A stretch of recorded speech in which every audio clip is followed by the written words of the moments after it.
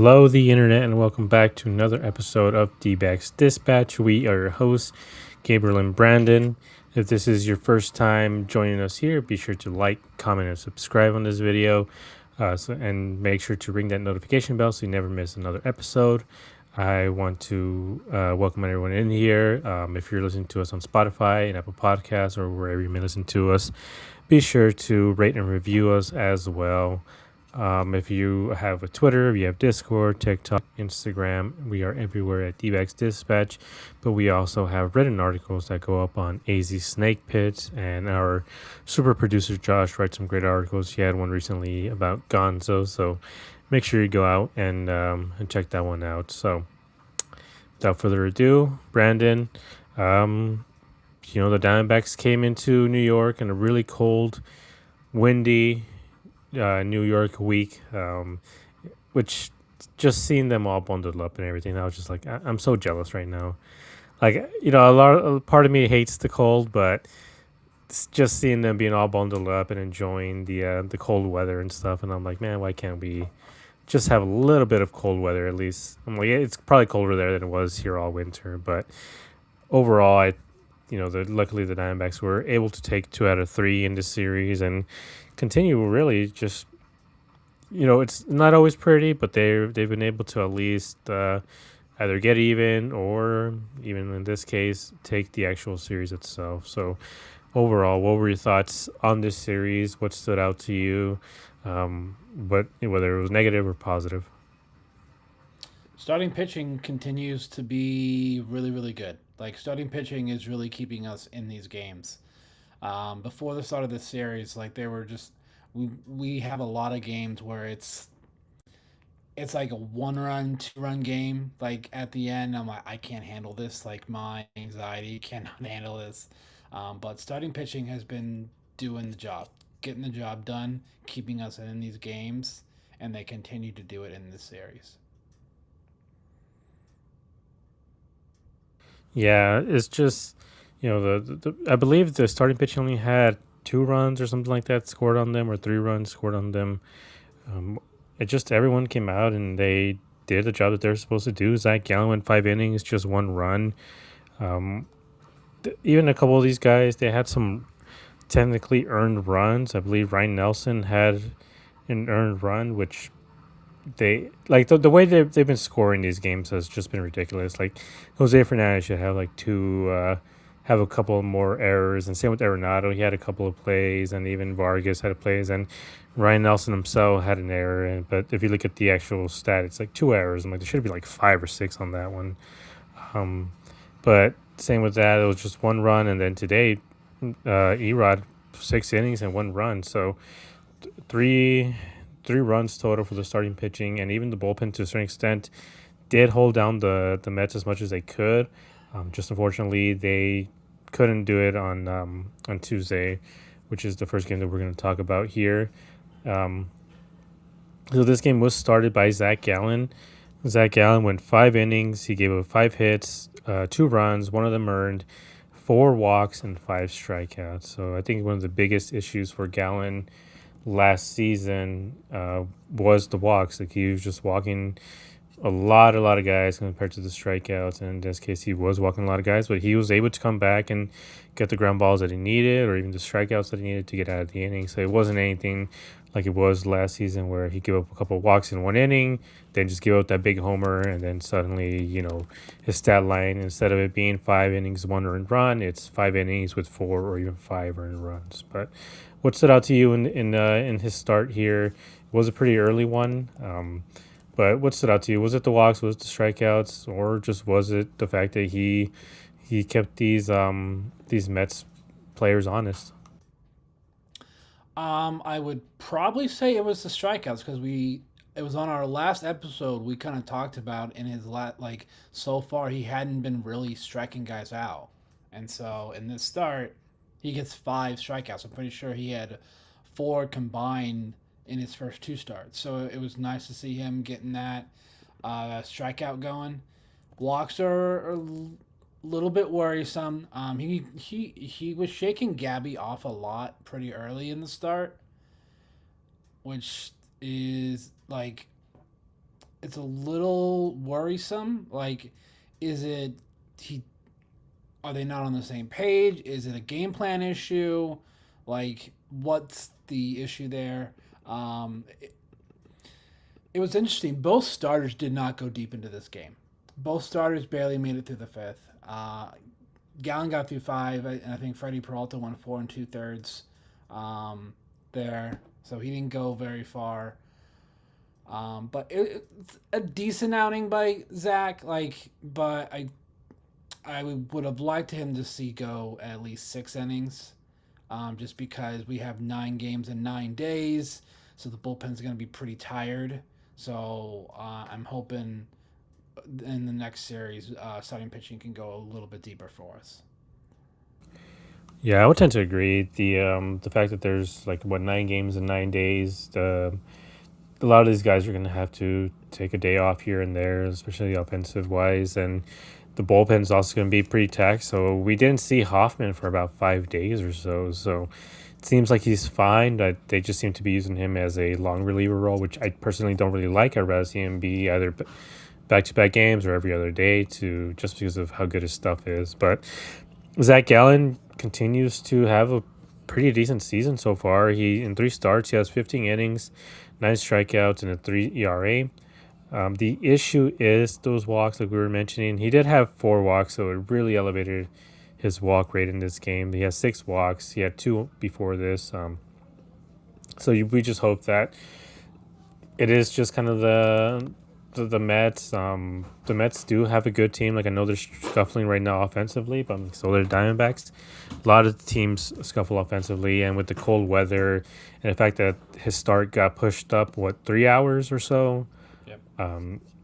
We've seen how Zach struggles in day games before. Like, it's just kind of the way things are, and especially with the cold weather, you're not able to grip the ball in the same way. So, like you mentioned, both starters didn't really do all that great. Freddie Peralta only went 4 2/3. He gave up 3 runs, 3 walks as well, 5 strikeouts. So pretty similar stat line to Zach Gallen. So it's not like it was a pretty game overall for either one of them. So, I can see maybe the cold weather being the main factor here, but we'll have to see for his next start, see if he can actually go 6 innings. But ADC, he had a pretty big day today, or big day that day. He had a pretty key moment when he was called out on a strike 3 pitch, had a couple of guys on. It seemed like the inning was over, but he challenged it, was able to show that it was a ball. The next pitch after, he hit I believe it was a double, and 2 runs came in and gave the Diamondbacks the lead in this case. And just goes to show, for everybody who still hates this ABS system, like, it works. Imagine this last year, how frustrated we would all be about the fact that, like, this wasn't a strike. Like, this completely changed the course of the game. Now, the D-backs did go on to lose it anyways, but it did make a huge impact in this case.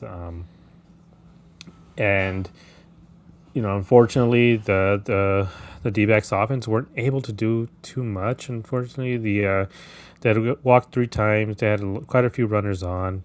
They're 2 for 10 with runners in scoring position in this game. And then Paul Sewald came in for not the save, which is something I think we're going to talk about in a little bit. But Paul Sewald came in, and he gave up the game, I guess the game-winning run in this case. But the issue early on was Loizaga. He gave up the tying run. They got into the 10th, and with that extra ghost runner, D-backs weren't able to push him across, and the Mets were able to. There's a lot of discussion going on that, if Corbin Carroll would have played it further back, he would have gotten the out. But with the runner on third, you would need to have, I don't even know who can make that. Ichiro. Maybe Ichiro could make that throw into an actual out. But I guess for the question in this case for you, Brandon, do you have faith at all in Paul Sewald? Do you think he should be in these tie game situations? Do you rather have him in actual safe situations? Or do you think that at this point in his career, maybe the D-backs, was actually not having spent a lot of money?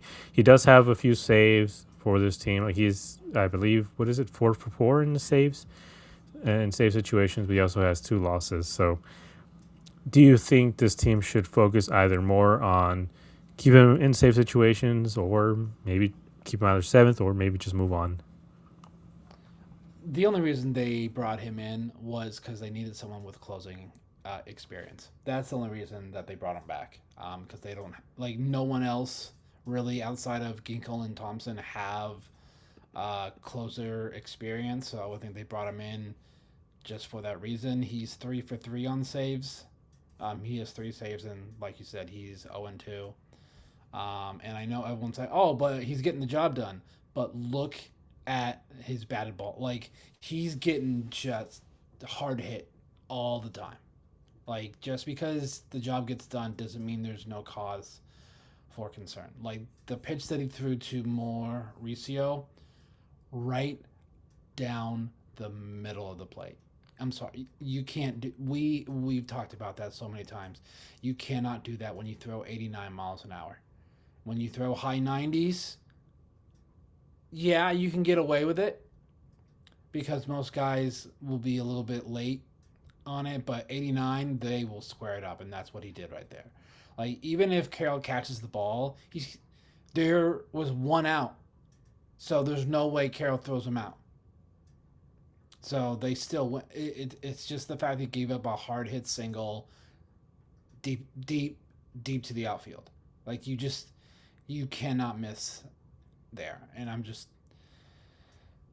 I don't know, maybe only have him in safe situations, but you don't want like what if we go 3 or 4 days in between those chances? Like you want him to stay fresh, which I understand.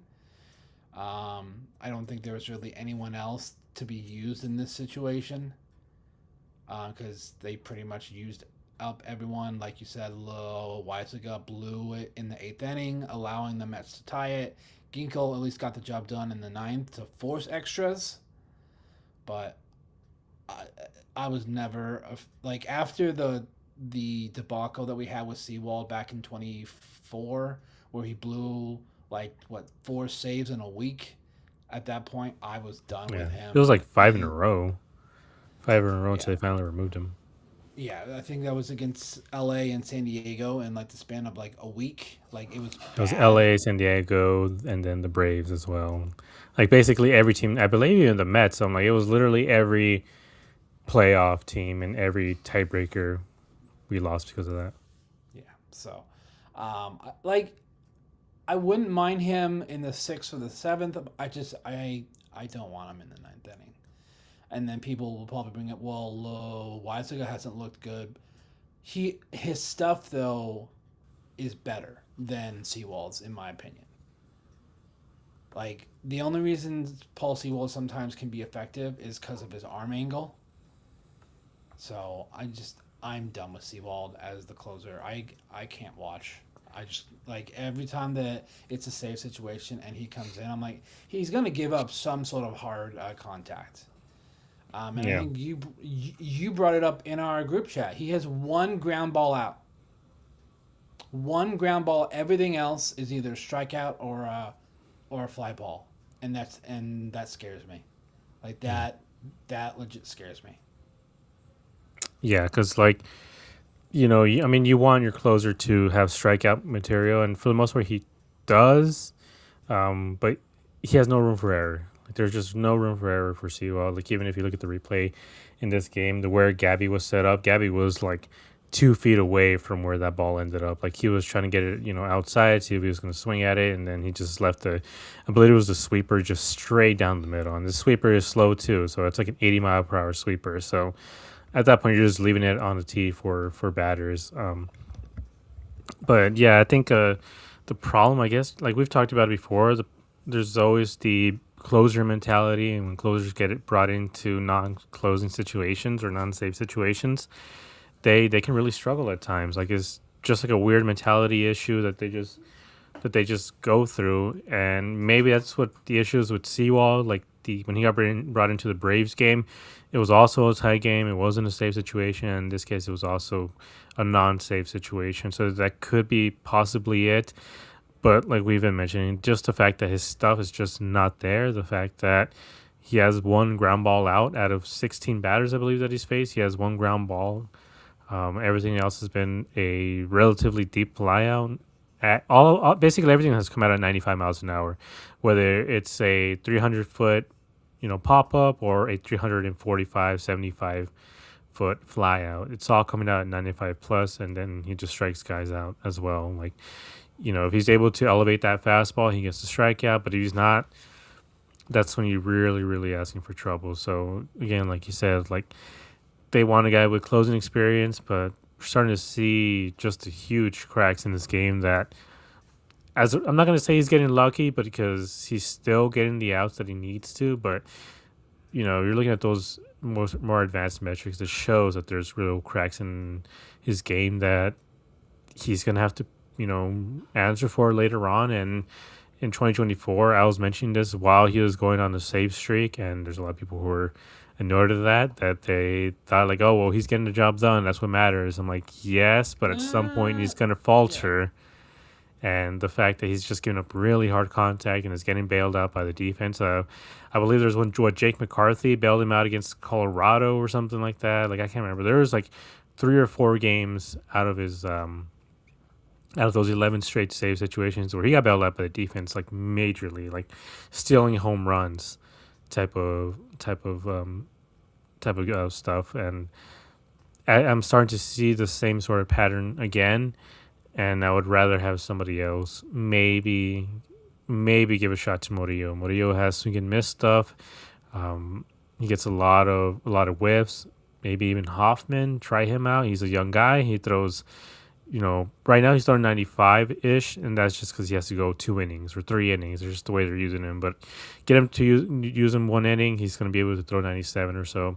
So maybe try him out and just try anybody else who doesn't rely solely on flyouts, because when you're relying on flyouts, again, if you're playing in a place like Chicago, that wind is going to pick up any sort of little pop out or fly out, and it's going to go for a home run. So they really got to examine what they're going to do. But the other issue, which was, like I put on my conspiracy tinfoil hat sometimes, and for me this is a big one. Is just that whenever something happens like what happened in this game, you start to have all these Arizona sports media personalities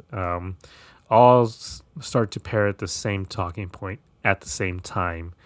And it's weird. It's weird that they all do it at the same time. I'm like, all right, who's feeding them these lines? Like, we know that the Diamondbacks and the Suns, they control the media, or even the Coyotes at the time, they control the media in the state, and even Cardinals. Like, whatever information you have coming out, it's because they want it to come out, and they want to push a certain narrative. And in this case, it was the offense. The offense struggled, and so seemingly 2 hours after the game ended, everybody was talking about the offense. Every journalist who covers this team was talking about the offense. The offense didn't do enough, and I would tend to agree ish. They scored 3 runs, 3 runs on a super cold day. Everybody was struggling to hit, but at the end of the day, the bullpen blew it. They gave up 2 runs. You're not going to win a lot of games with 1-run games, but at the time I even tweeted it out that the Guardians were, I believe, 7-5 up until that point, and they had the second worst offense in baseball, and they're 7-5. So even with the struggling offense, you can win games if you had built a good enough bullpen. Like, can you imagine this team with that bullpen that they have in Cleveland? This team would have, what, 11 wins? They would be the best team in baseball right now. But instead, they have 4 blown saves, already. What is this game? So this would 13? have been what? 12? Well, we played 13 up to 13? this point. This was game 11. They gave me 11. So at that point, they're, what, 5-6? With this Yep. game, lost 5-6. Obviously, can't always be perfect, but let's just say, for example, they would be 9-2 if they had a really good bullpen the way the Cleveland does. So my question for you is there something to the fact that the offense has struggled that's contributing most to his losses? Is this a case of both things can be right, or do you think that the local media was maybe looking for a scapegoat to not put blame on a terribly constructed bullpen? Oh, brother. Offense is frustrating to watch right now. Like the if we're just talking about Tuesday's game, up to Tuesday's game, offense just we we have a lot of guys right now that are cold at the same time, and this is really tough to watch. Like yeah, Perdomo like is not hitting right now. He's not at least he's not striking out. Marte in the leadoff spot. I don't know if that's the right choice. He's not a normal leadoff hitter. He doesn't take pitches. He's a very swing happy player. So I don't know. I don't know if I'm willing to go with you on the conspiracy hat theory that they're all saying the same thing on purpose. I just think that they all they like having their access. So they know they can't completely badmouth the team. So they'll say that yeah, like they're all in agreement that it's offense is struggling, which they are, but I think in this game it was the bullpen that blew it because they blew it in the eighth inning and they blew it in the 10th inning. So it's just tough to watch when you know that we have three guys at the top of our lineup that are three really good players. They're just only two right now. Two of them are not playing very well. They're having a rough start to the season. I thought Marte was going to break out of it when he got the walk-off single on Sunday. He did have two hits in this game, but I don't know. He looks just like not like himself right now at the plate. I don't know if that's because he's not used to being a leadoff hitter. So we'll see if they make a change on that soon, or if Torres gonna stick with what he's doing. Yeah. When it comes to the offense for me, I keep hearing everywhere on different podcasts and even on the radio saying like this offense is not doing what it should and this should be a bit much better offense. And for at least two of these guys, I do agree. Cattell has just not looked as good as he had been in other seasons. He's off to a really cold start. So is Perdomo. Perdomo's at least walking. So I think it's just a case of moving guys back to where they're comfortable. Perdomo is just walking a lot. I believe he has 9 or 10 walks already on the season. With Corbin hitting the way he is, you just have to move him up at this point. You have to have him as the number one guy. He takes a lot of pitches. He works counts the way just Cattell doesn't. And with the way Corbin is hitting right now, he's going to get on base as well. So you can start off a game with 2 men on for Cattell.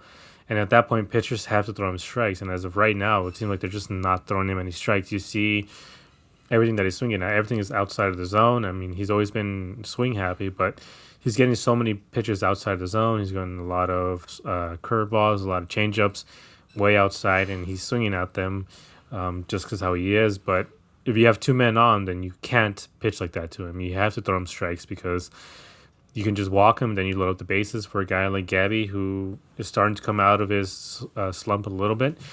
But the point I want to make in this case is like, sure, the offense is struggling and you have two guys who aren't performing at the level they should. But after Gabby, what is there? There's 5 spots that are average to below average players. Like, look at the way this roster is constructed. Your first baseman was Carlos Santana, who had a barely above 600 OPS last season. You have Nolan Arenado, who had a 600 OPS last season, who's playing third base. Your starting left fielder, Jordan Lawler, although, with Lawler, we knew what the main issue was there, but he had like a 500 or 400 OPS coming into the season for his career. Alec Thomas, the starting center fielder, also 600 OPS on the year. So really, you had 3 guys, and even Gabby has a 700 OPS for his career, and behind him, McCann really has around 600 OPS as well. And with Vargas, he started off to a good year, but 600 OPS guy. Tim Tawa, 500, 600 OPS guy. Pavin Smith, just above 700 OPS guy. So there's no depth to this team, and it's a bunch of 600 OPS guys that Mike Hazen and co. decided were all going to have record years. all at the same time, and it's the same way that he constructed the bullpen, which was a lot of these quote unquote low risk, high reward guys. But right now, we're just seeing the risk rather than the reward. Like, I know Carlos Santana is hurt right now, but again, to start the season, I don't know how anybody could look at that lineup and say, "Oh yeah, this lineup is gonna have a combined 800 OPS. You're gonna be top five in offense this season," because there's nothing there that would indicate that. And even I didn't bring it up on the Twitter, but I was going to. I just completely forgot to make that point. But in 2024, they had the literal best offense in baseball, and they missed the playoffs because of the starting pitching and the bullpen. 2025, they had a top five offense, and they missed the playoffs because of the pitching and the bullpen. And so, if you just want to put all the blame on the offense instead of acknowledging the fact that this bullpen is just not always there and it's going to be very volatile, there's guys that can do a good job in that bullpen, but if you're relying on this offense, which is borderline anemic, again, you're talking about a bunch of 600 OPS guys. It's like that South Park. Like you're gonna have a bad time. Like they've been playing relatively well enough, and up until these last two games, finally they've really broken out of that shell. But it's just something that we just have to wait and see what happens. Bryce, Stan here, St. Jordan, and Alec have made massive changes. I think it's unfair to judge them based on the previous season OPS when they have shown improvement. And I agree with that. It's kind of what I mentioned a bit ago. Like with Lawler, we know what his issue was in the last season. But again, coming into this season, like we're kind of just judging based off what the past seasons were.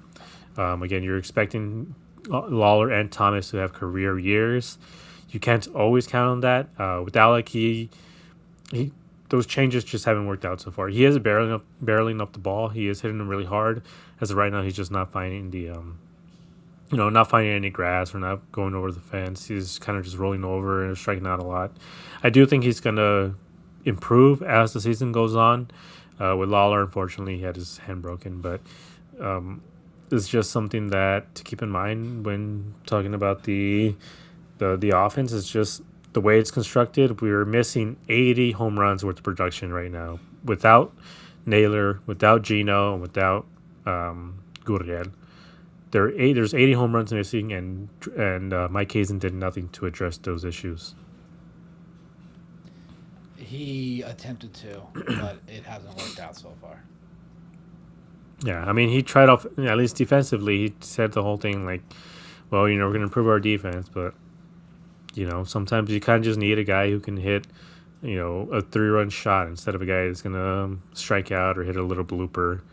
But moving on to game number 2 here, with Ryan Nelson on the mound, he went 5 2/3, 5 hits, 1 earned run, 5K, which was, I believe, this should be his best game so far of the season. After really struggling, and he had guys just absolutely guessing. He pitched really, really well.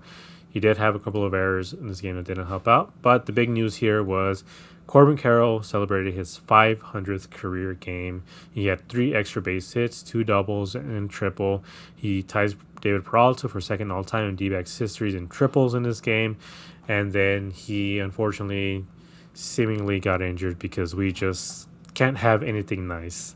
But what were your thoughts on let's start off with Ryan Nelson first. What were your thoughts? What was working for him in this game that wasn't working for him in previous games? His fastball. I think the weather had a major factor with that. I believe he threw his fastball 78% of the time in this start, so it was very, very heavy a fastball in this start, and we all know that's his best pitch, without a doubt. So I think he got the confidence that he needed to be able to throw that pitch a little bit more, and he didn't nibble because that's what he had done in his first 2 starts. I felt like he nibbled a little bit too much this start. He just like, here's my fastball, try and hit it. And he made Luis Robert Jr. look stupid in 2 at bats. It was amazing to watch. So it was nice to see that the Nelson that we had seen for the last year and a half did show up in the start. So I'm hoping that he can take this and go on a bit of a run over his next couple of starts, because I think that's what we're gonna need right now is we're gonna need our starting pitching keep keep us in these games. They're gonna have to do 3 runs or less, um, because offense right now just isn't it. Like, yes, I know we scored 7 runs in this game. Um, that's because Corbin Carroll had 3 extra base hits in this game, Yeah. two doubles and a triple. So I think that really helped. And we didn't have to worry about seeing Seawald in this one, so that's always nice. Um, but no, congratulations to Corbin Carroll there for tying David, which is just crazy. He's in what, his fourth season? Yes, fourth. Like, it's basically three. Like, you take Yeah. like Fourth it full was a season. yeah, it was like a month in 2022, and then all of 23, 24, 25, and we're not even a month into 26. So, like, that's just crazy. He's second all time in triples. Like, he's going to shatter the franchise record in triple. Like, he might get first place this season. Like you talked about it on our last stream. Yeah. I He's believe on Steve pace Youngly, for right? Is Stephen Steve Drew. Youngly? Oh, Stephen Drew. Like, I think you said on a lot. Like, he's on pace for like 30 or 40 triples. That's insane. Like, he just makes it look so easy. Now, he did get hurt in going from second to third, but they said it's not a big deal. They don't need to do any imaging. I think they just Heard that before. yes, we have heard that before, haven't we? With this training staff, so I'm hoping it's not too bad. Luckily, they didn't need him today. Offense got the job done in the finale, so hopefully, just him getting a day off his feet is going to help. So we'll see if he is starting tomorrow in Philly. Yeah, I mean, I think with the cold weather, that's what I'm hoping it was, is just kind of just overextending himself a little bit because of the cold weather. Like, I've played a bunch of sports in the cold weather, and whether it was soccer or even baseball, like the day after, you just feel so much more sore. Even if you go through the same amount of stretching and warm ups and everything, you just feel a lot more sore the next day than you do when it's warm outside. And obviously, coming from the weather here, where it's been 100 for the last 2 months, and then going to New York, where it was what 40 with the wind chill and everything, like no matter how much you stretch out and warm up, as soon as you step out there, you're gonna feel cold. So there's just really no time for you to properly stretch out, and that's sometimes why you see guys cramping up. It could have also been because of the cold weather. He's not sweating as much. You could have just maybe assumed that he wasn't gonna cramp up. It could just be a cramp as well on his hips and thigh area. So hopefully that's just all it is. It's just some issues. But Bryce is saying projected lefty from Philadelphia tomorrow. I would expect Carroll to get another day off because of it. So that is something to keep in mind, that he might have the day off tomorrow. Even if he was okay, maybe he would have. But if the team is willing to put him in tomorrow, I think any issues or any concerns that we might have is completely gone, because they're putting him in against the lefty. So, we'll just have to wait and see what happens tomorrow. There's a real the Phillies games are really weirdly Timed. spaced out. Yeah, like the time, just 3:40 tomorrow, 10 on Saturday, and then 10 on Sunday. So Yeah. very strange schedule. So something to keep in mind for everybody. Just a couple of really early games over the weekend. But yeah, with Corbin, 500 career games, and the fact that he's been able to do as much as he has for this franchise, offensively, is so incredibly impressive. Like, I believe, let me just check his. I believe he was at 15 career WAR last I had checked, and maybe it's gone up or down. 16.4 in 500 career games, 4 seasons. That's So crazy. if he's able to stay healthy, you're talking about a guy who's going to have close to 35 career WAR before he's age 30. Before he starts, regressing a little bit past the age of 30 years old. And with his power set and his skills, like, he's a guy who can age pretty well. So, there's a guy in his comments the last episode calling him mid because his average wasn't as high as it should be, apparently.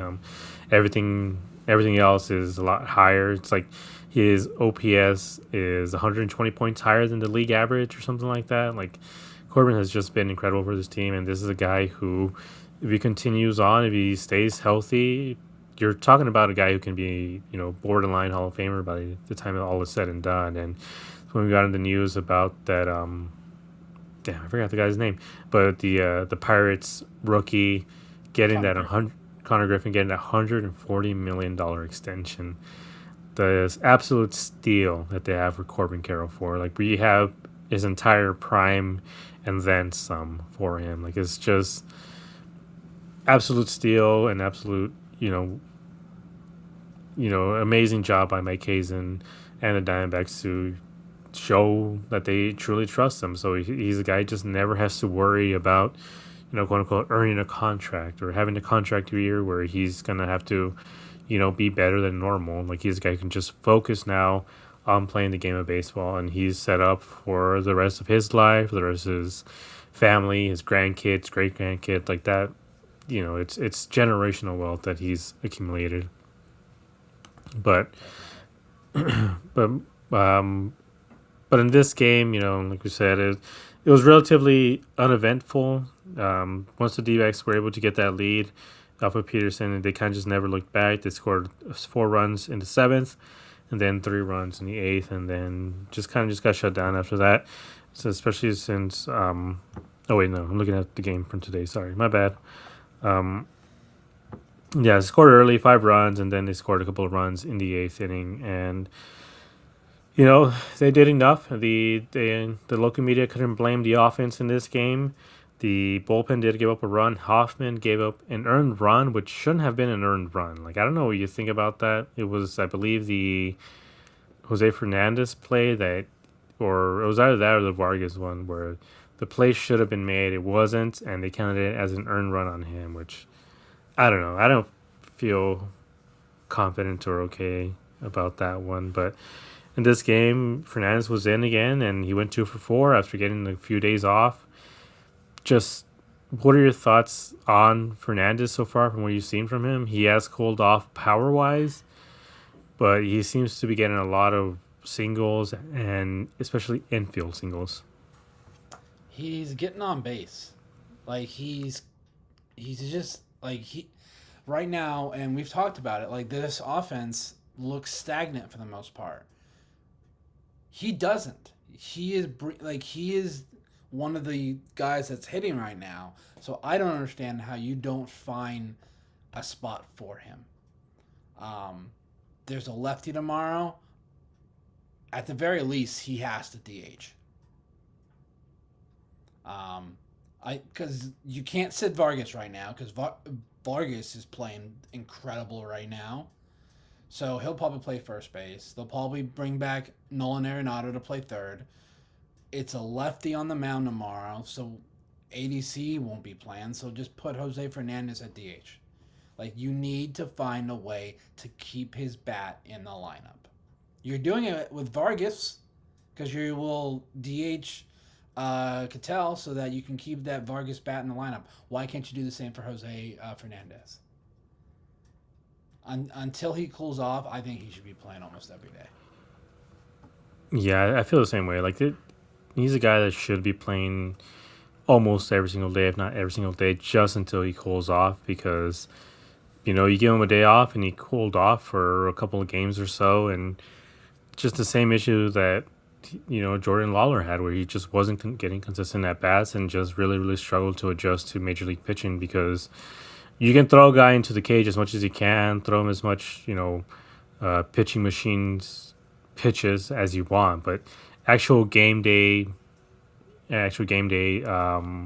stuff and then actual game day pitchers is just a totally different thing. Like, the arm angles and everything else, like the way the balls are coming out of guys' hands, like, it's just a totally different thing than just a guy hitting 100 miles off a pitching machine on his off day or something. But he's looked so far really good. He hasn't seemed truly outmatched. I think that's kind of a key here, where he's going up there and you're not seeing anything where you're like, oh, this dude is just looking absolutely lost out there. Like, he has his strikeout issues, but again, this is a guy who has skipped double A entirely or triple A entirely. So he's going to have these issues. He's going to have these growing pains. And like we mentioned in past seasons, like, sometimes all you need is for a young guy to come up, have 2 or 3 weeks, in a row where they're doing really good before this league adjusts to them, because that can carry you through the end of a month, and then you can have a really successful start to the season, and then suddenly,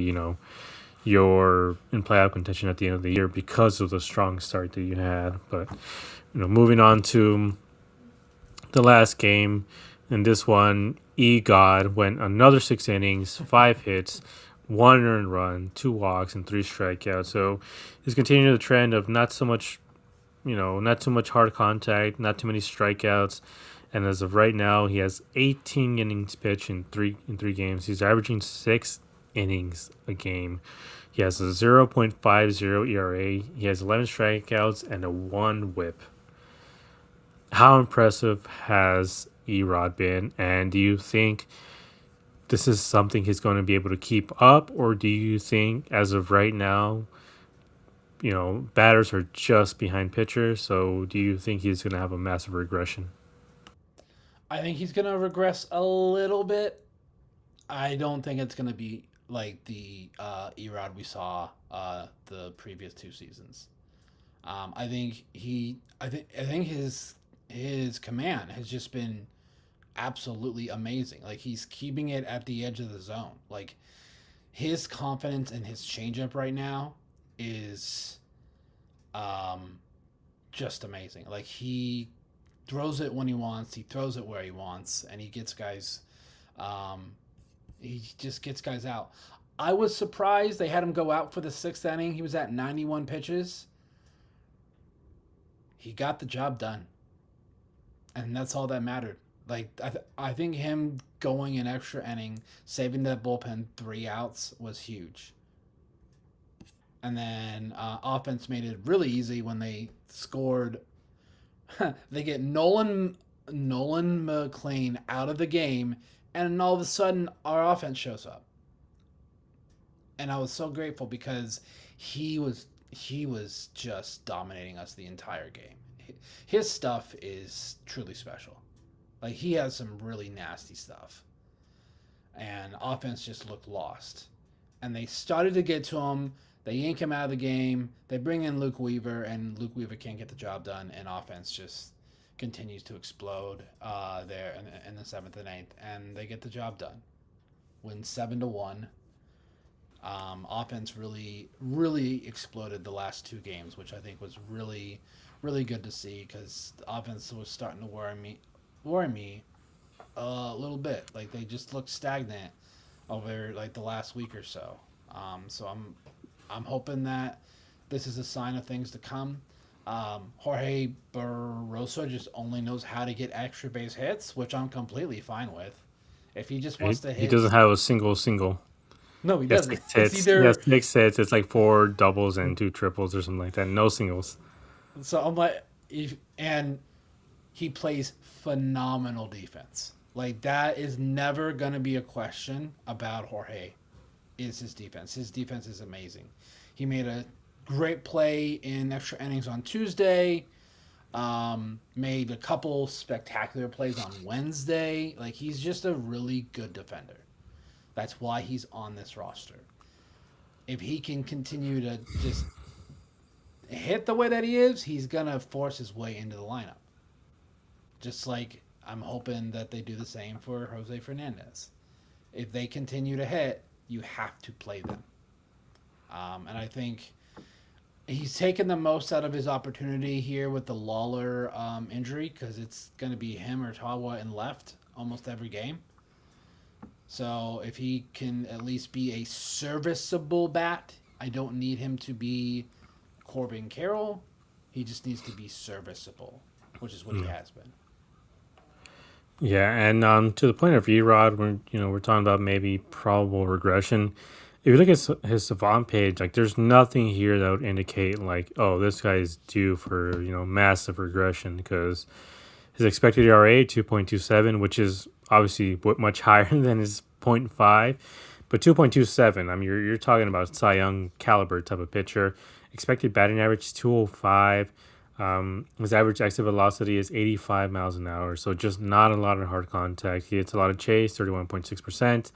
Doesn't strike out a lot of guys. I think that's something maybe to look at, but um, like Bryce was saying, that 60% ground ball rate, which is huge. I mean, this is a guy who, if he gets somebody on, he's able to get the double play, almost at will. And the fact that they just don't hit him very hard and they don't hit barrels off of him, like there really hasn't been any really hard hits off of him this season. Like there's been, I believe, he hasn't given up a home run yet. He hasn't given up any. He did today, and it was funny Oh, because that's right. Bert was talking about, oh, he hasn't given up an extra base hit his entire in the season so far.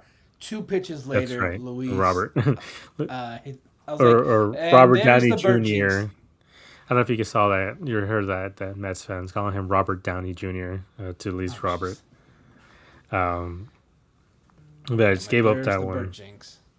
Yeah, so that's really the one real hard hit, the one real blemish in the season so far. But that was it. It was just in the first inning. After that, he basically just sat everybody down.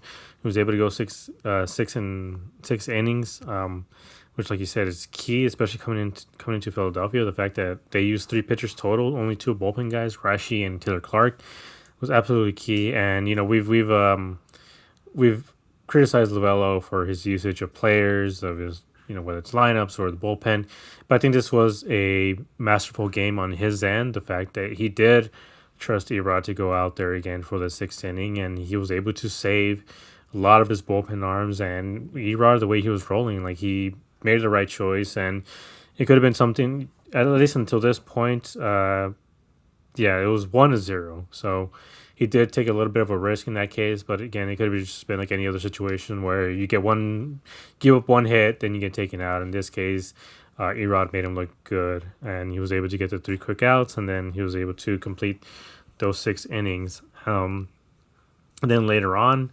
uh, taking McCann out and putting in Gabby was huge because Gabby came in and immediately made an impact with this Yep. double. But He had everything two did start doubles in to this game. and two I doubles. I I thought the second one was a homer, and I think he did too because he Yeah, it was kind of. very close.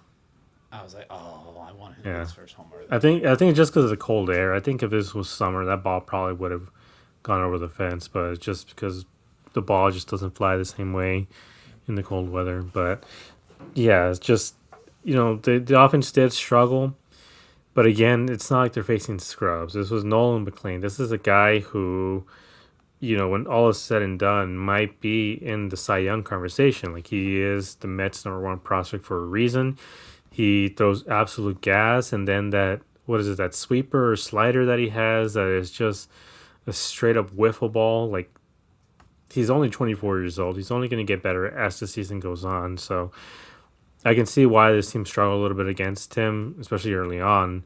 And still, they were still able to get him and then get him out of the game. And then once Luke Weaver came in, just really could not find the zone and just was really struggling against the Diamondbacks. And he blew this game for them. But again, Jose Fernandez made his impact known. He was on third base when Alec hit that ground ball, and you're kind of just like, damn it, Alec, like nothing there. And then suddenly Yep. Jose comes out of nowhere, just slides into home and beats the throw out.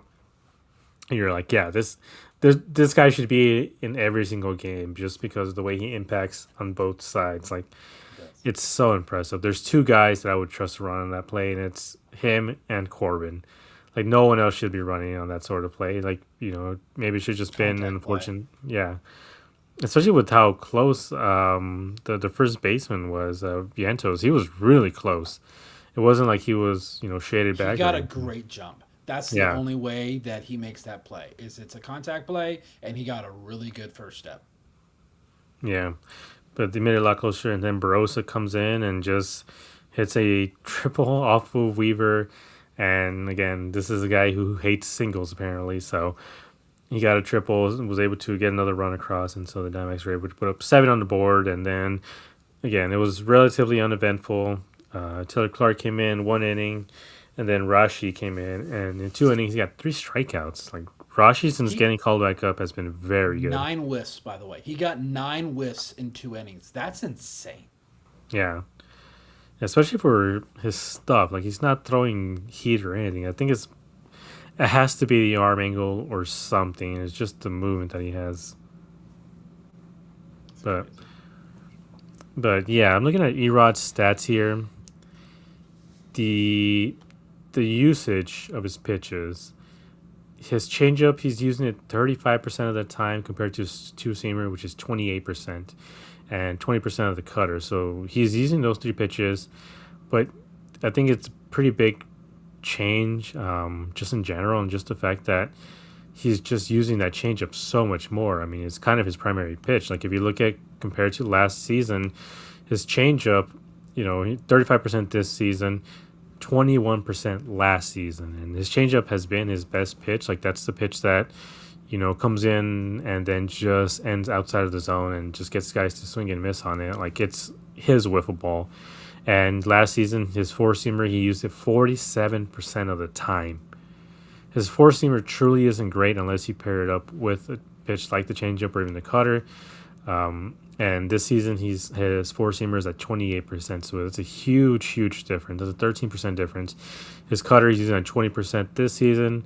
Last season, 16%. So a lot more parity this season. I think maybe that's been the key to success so far. Is just that he's pairing up the pitches, and whether it's him, whether it's the catcher, whether it's the new what is the official title? Pitching planner, pitching I'm not development, sure. whatever Dan Heron was. They got the guy from the Pirates, and the Pirates have a really good, um, pitching development system. So maybe that's that. They noticed that his changeup was the best pitch that he has, and so they're just like, maybe just spam it against the fastball. Same thing as Greinke.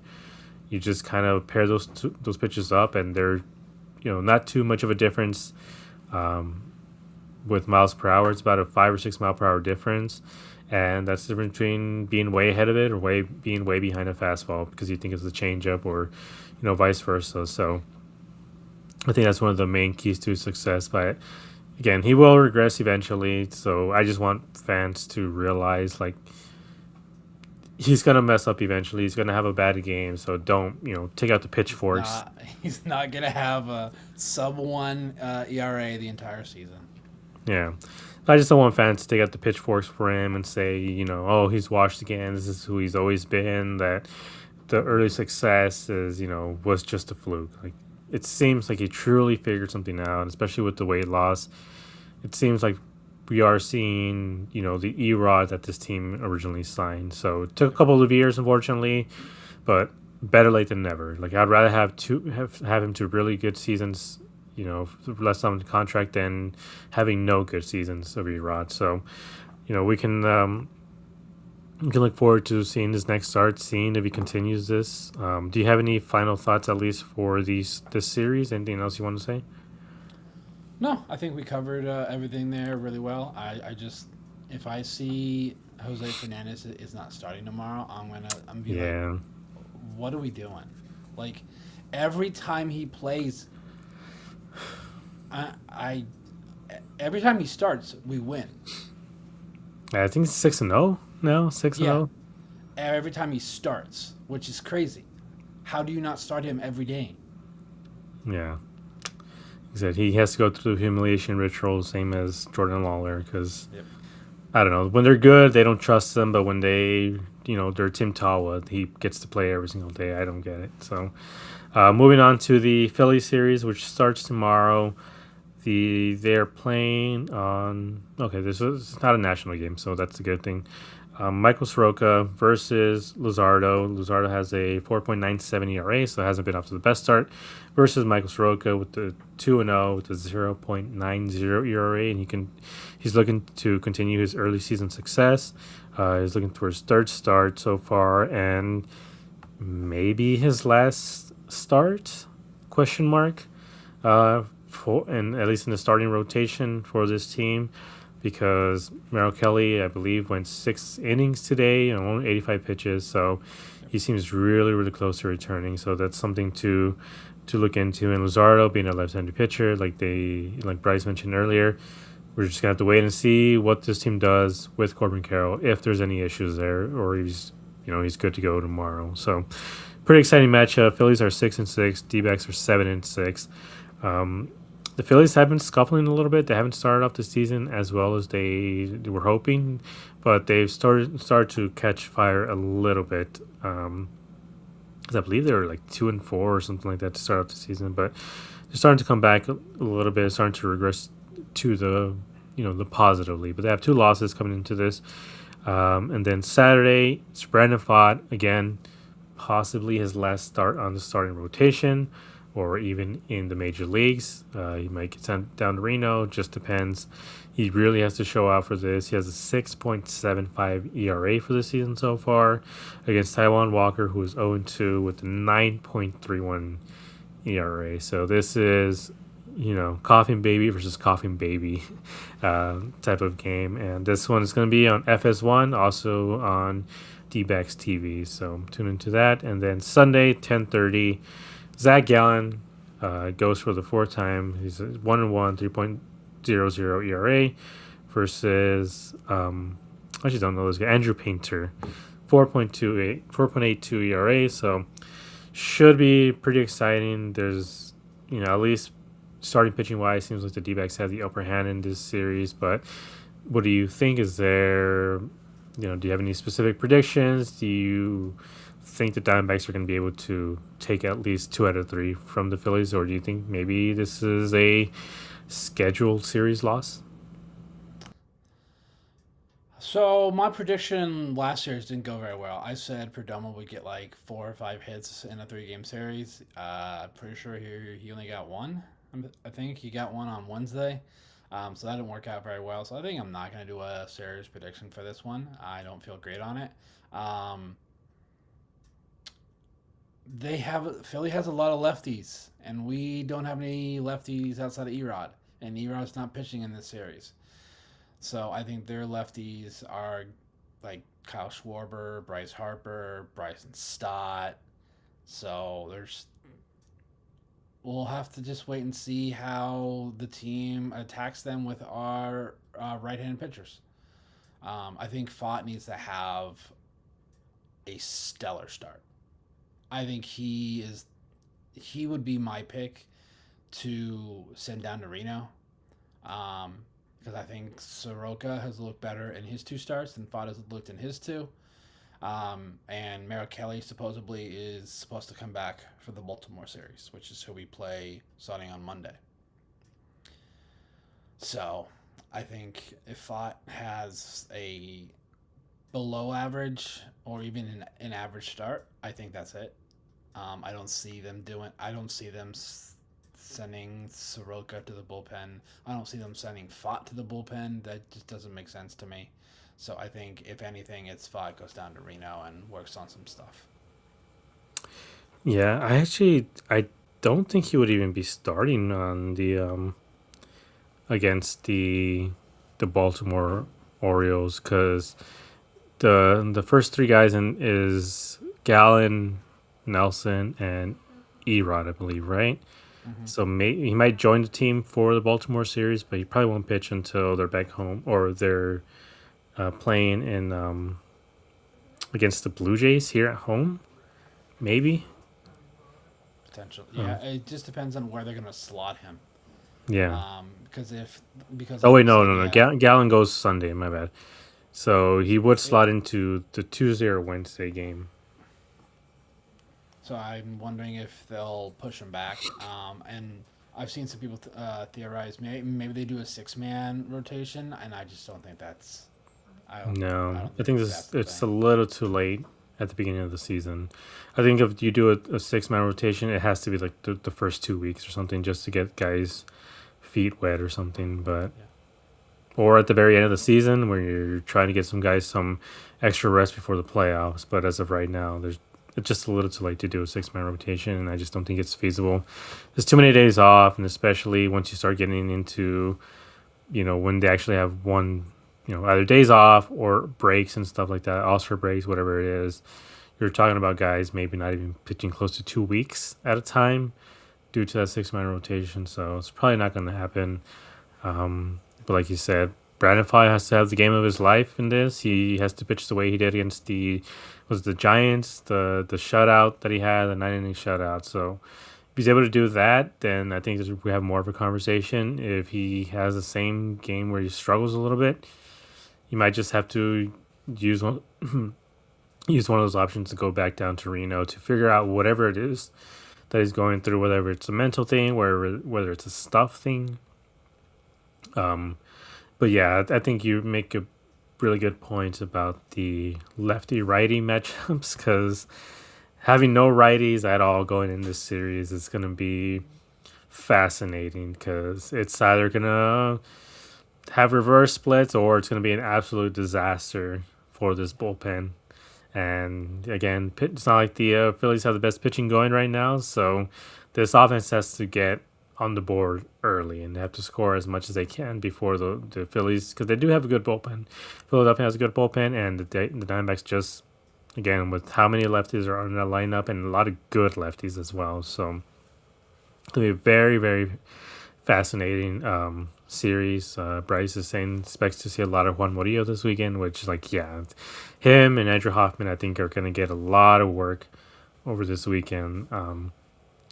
I don't know how excited I am to see Paul Sewald, ninth inning coming in for the say 1-run lead versus Schwarber, Harper, and like Stott or something. Like I'm not excited to see that at all, but you just have to wait and see how this weekend goes. We will be back on Sunday, hopefully, to hopefully look over a series win.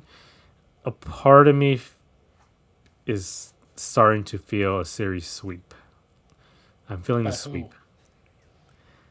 Let's just say, I'll say the Diamondbacks. The Diamondbacks get their first sweep of this season against the Philadelphia Phillies. So that's my prediction. That's my bold prediction. But yeah, anything else? Anything else you got to say? Any final thoughts? No, just want to thank everyone for joining us today. Looks like it was Bryce and our resident Dodger Troll, Cruz, was in here, so I appreciate you for everyone that was in here. Arizona Snakes, thanks for stopping by early. Appreciate the support. So I'm just excited for another series. Just love watching Dbacks baseball. Yeah, I will say it does suck to have the game so early, because I don't have anything else to do in the evenings. Like, you kind of just plan your day around baseball at times, and then when the game's over at 4, you're kind of like, now what do I do? Like, what am I supposed to do on a weekday? Yeah, that was weird for me, having those games at 1:00. And I'm pretty sure the only reason they didn't move today's game was because it was going to be airing on MLB Network, and MLB Network's like, no, you got to keep it at 4:00. Yeah. But, we'll see how the weather is in Philadelphia. It seems to be more of the same. There seems to be really bad cold fronts on the East Coast. But even here, like I saw, even seems like in San Diego, it seems to be pretty cold, or unless they're playing somewhere else. But just quickly, I just want to bring up Mason Miller. Like, Mason Miller has looked disgusting, incredible. He has worked 6 scoreless innings. I believe he has 27 scoreless innings now in a row, dating back to last season. They gave up a lot to get him, and he has been worth every single one of those high-ranking prospects. So yeah, that's why you make that trade. Yeah, it's like one of those things that you guys sometimes bite the bullet. He's been able to win a lot of games for them, and that's something that I've discussed, or we've all discussed, that sometimes you got to kill your babies in the minor leagues in order to acquire a guy like that. Because can you imagine this team with Mason Miller? Like, despite all the other issues, like, man, like, this team would feel unstoppable at times if we had Mason Miller. But just a closer in general. A decent player. Yeah. So yeah, just want to thank everybody coming in here. We'll see you guys next time for hopefully a series win or series sweep of the Philadelphia Phillies. Bye.